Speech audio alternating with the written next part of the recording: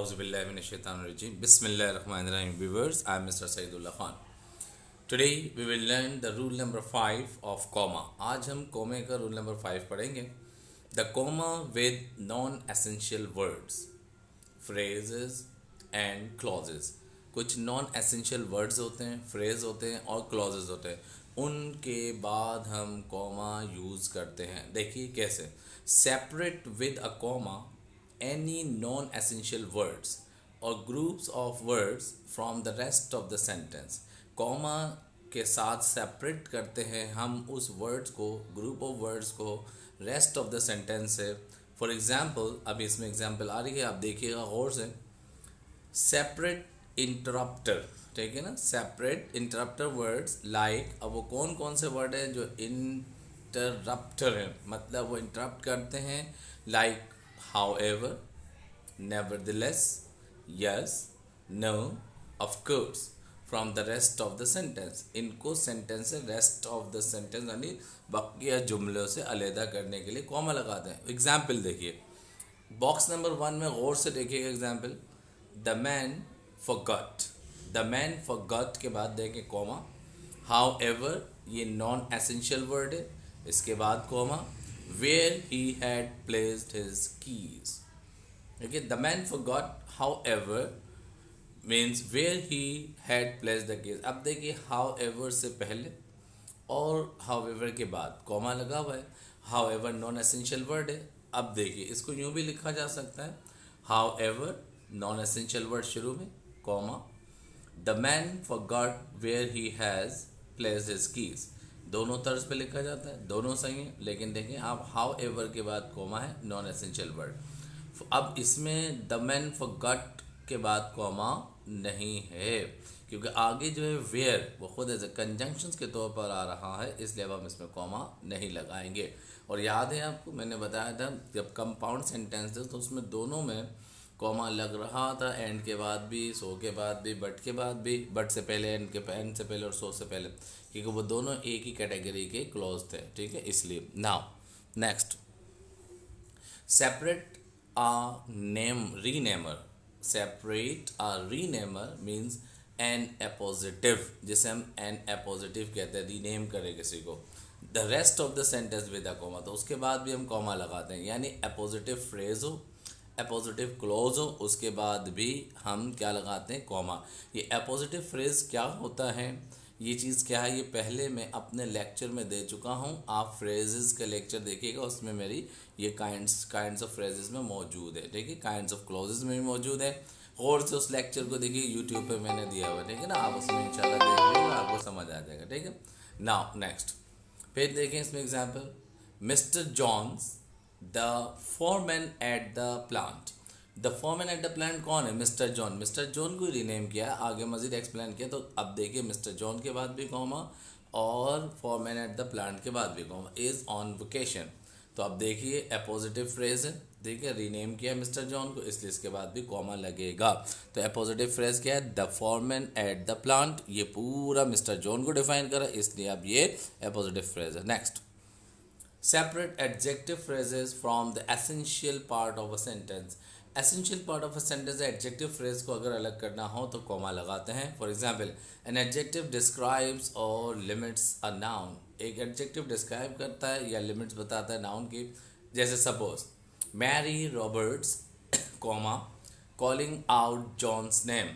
Calling out John's name, ठीक है, ये एडजेक्टिव फ्रेज है. Ran down the street. अब देखिए मैरी रॉबर्ट्स, ये जो है कौन है, जो जॉन्स के नाम को कॉल करने वाला है, उसको क्या है, कॉलिंग आउट जॉन्स नेम. जो जॉन्स के नाम को कॉल कर रहा है वो कौन है, मैरी रॉबर्ट. मैरी रॉबर्ट्स को डिफाइन किया गया, तो इसलिए एडजेक्टिव फ्रेज है. इनके दोनों के बाद कॉमा. इसको यूँ भी लिख सकते हैं, calling out John's name comma Mary Roberts ran down the street. अब देखिए इसमें सिर्फ कॉलिंग आउट जॉन्स नेम, यहाँ पर कॉमा है क्योंकि एडजेक्टिव फ्रेज है, इसके फ़ौरन बाद कॉमा है. इसको यूँ भी एंड में भी ला सकते हैं, मिड में भी आ सकता है, बिगनिंग में भी आ सकता है और एंड में भी आ सकता है.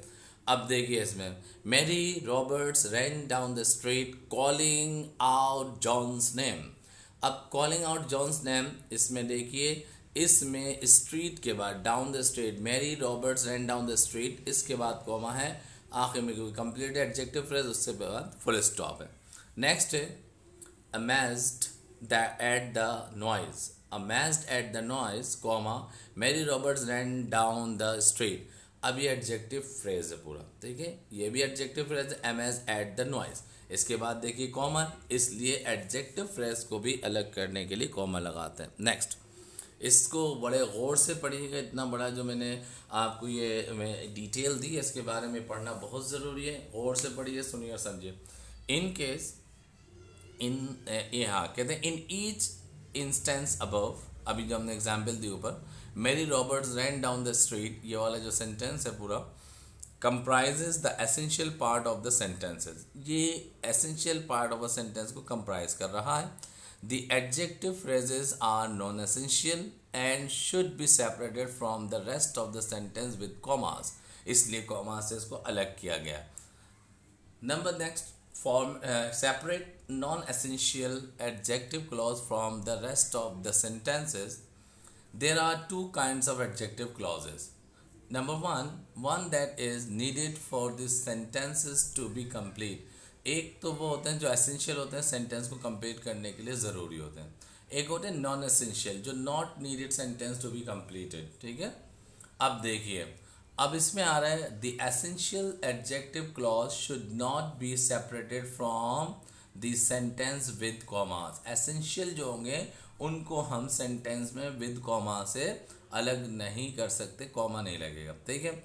लेकिन नॉन एसेंशियल होंगे तो भाई उसमें like other non essential elements should be separated with commas. Two example illustrate the differences. अब देखिए दो एग्जाम्पल इनके डिफरेंस को इलस्ट्रेट। एग्जाम्पल नंबर 1 कहते हैं the man who rob the bank was caught today. The man who rob the bank, अब देखिए who rob the bank, ये एडजेक्टिव क्लॉज है।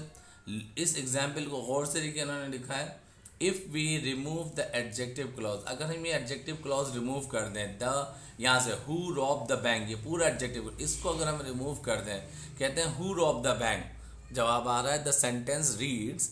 अगर हम सेंटेंस को रीड करते हैं तो अब देखिए क्वेश्चन बनता है who rob the bank, the man was caught today, वो शख्स जो आज पकड़ा गया उसने बैंक को रॉब किया। Without the adjective clause who rob the bank we do not know which man was caught. अगर हम इस एडजेक्टिव क्लॉज को निकाल दें तो हमारे पास इसकी सेंस बाकी नहीं रहेगी, इसलिए हम इसमें कॉमा नहीं लगाएंगे क्योंकि अब एसेंशियल क्लॉज है, इस वजह से ये एडजेक्टिव क्लॉज तो है लेकिन अभी इसके लिए एसेंशियल है। Thus the adjective clause is needed to complete the sentence meaning, in other words this adjective clause is essential. आगे बात समझ में, as the rule notes do not use comma around essential adjective clause. अब adjective clause के बाद जो essential है उसमें कॉमा नहीं लगेगा। बहुत एहतियात से समझिए, से गौर से समझिए, सुनिए। नेक्स्ट एग्जाम्पल नंबर 2 जिसे हम बी कहते हैं, इसमें भी ये Sam Spider comma who rob the bank was caught today. अब देखिए उसी सेंटेंस में सैम स्पाइडर करके कॉमा लगा, बैंक के बाद भी कॉमा। अब देखना है यहाँ पे, गौर से सुनिएगा पहला सेंटेंस और दूसरा सेंटेंस। इसमें सेंटेंस नंबर बी में if we remove the adjective clause who rob the bank the sentence reads Sam Spider was caught today. अब सेंटेंस यूँ बनेगा Sam Spider was caught today, Sam Spider को पकड़ लेगा। Without the adjective clause who rob the bank we do know which man was caught Sam Spider. अब हमें बगैर adjective clause की पता है कि किसने बैंक को रॉब किया है, तो इस वजह से अब हम इसमें कॉमा लगाएंगे।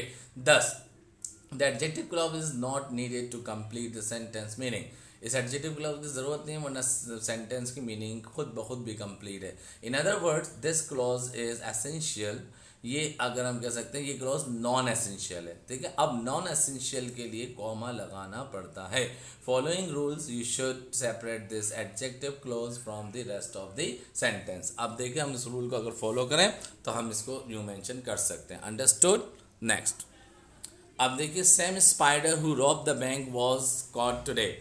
अब देखिए कॉमा यहाँ पे भी कॉमा वहाँ पे। Remember there are 4 essential elements that should be separated from the rest of the sentences with commas. Number 1 interrupter words like of course, however, अब वो वर्ड्स कैसे हैं, ऑफ कोर्स है, हाउएवर है, ठीक है।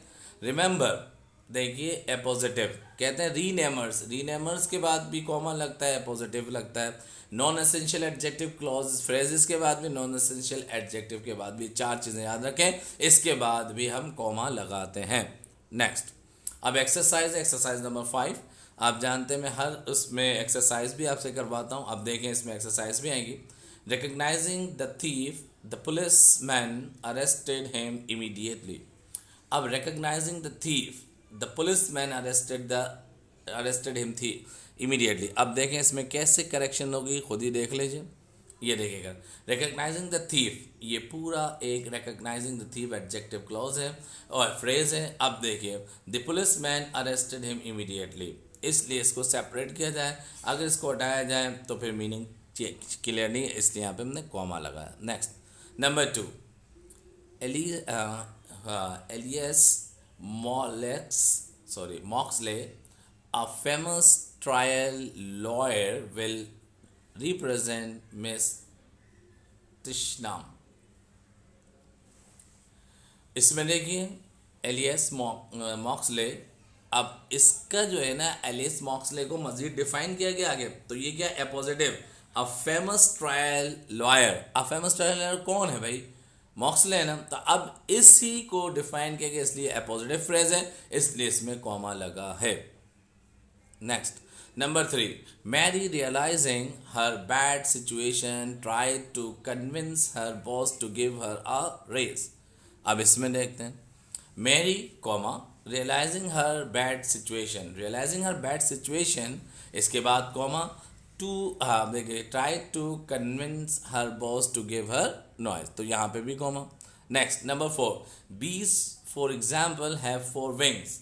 अब बीज फॉर एग्जाम्पल, देखिए बीज के बाद कॉमा लगेगा फॉर एग्जाम्पल, क्योंकि हम एग्जाम्पल दे रहे हैं भाई, तो बीज ही के, तो इसको अगर हटा दें, बीज हैव 4 विंग्स, तो जब भी सही है, बीज फॉर एग्जाम्पल लिखने की जरूरत नहीं है, तो ये नॉन एसेंशियल है, इस वजह से फॉर एग्जाम्पल के बाद भी कॉमा लगेगा। नंबर, अच्छा ये 4 एग्जाम्पल्स थे इसके, ठीक है। I think so you have understood. इंशाल्लाह नेक्स्ट वीडियो में आगे बढ़ेंगे। आज को मैं यहाँ पे कंप्लीट हुआ। इंशाल्लाह फर्दर यूज़ ऑफ पंक्चुएशन के हम पढ़ेंगे। हमने कैपिटल लेटर, फुल स्टॉप और कॉमा, ये 3 रूल्स हमने पंक्चुएशन के पढ़ लिए हैं। उम्मीद करता हूँ समझ आया होगा। कोई भी चीज़ पूछनी हो तो आप कमेंट बॉक्स में कमेंट करके पूछ सकते हैं। अल्लाह हाफिज़, फ़ी अमान अल्लाह। नेक्स्ट वीडियो के लिए इंतज़ार कीजिए।